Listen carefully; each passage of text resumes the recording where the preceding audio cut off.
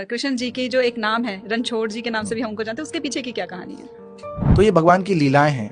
जब जरासंध ने मथुरा नगरी में अटैक किया अपनी सेना के साथ, भगवान कृष्ण ने, बलराम जी ने उनकी सेना को, जहां तक मुझे याद है 16 या 17 बार उस सेना को मार दिया और जरासंध को हरा के वापस भेज दिया।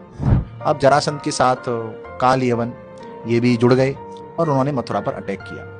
तो भगवान बोलते हैं एक पंथ दो काज, भगवान लीला करते हैं अपनी।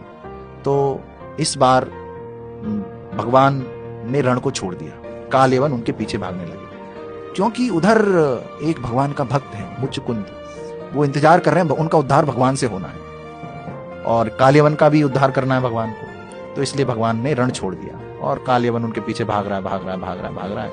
और मुचकुंद को ये वरदान था, देवताओं के लिए उन्होंने युद्ध लड़ा, तो उन्होंने वरदान मिला, वो सोना चाहते थे तो वो सो गए, और कोई उनको जगाएगा तो जिसको वो देखेंगे वो भस्म हो जाएगा।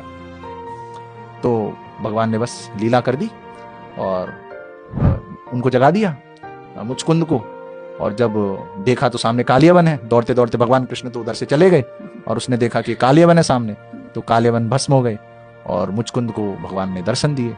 तो इसलिए भगवान ने, और भगवान जो भी लीला करते हैं उस लीला के अनुसार उनका नाम जुड़ जाता है। तो भगवान ने रण छोड़ा। वैसे रण छोड़ने को गलत बताया जाता है कि अरे मैदान छोड़ दिया, लेकिन भगवान ने जब रण छोड़ा तो वो उनकी लीला है। उस लीला के पीछे मुचकुंद का उद्धार था, कालियवन का उद्धार था, और साथ में मथुरा नगरी के जो वासी थे उनका भी प्रोटेक्शन था।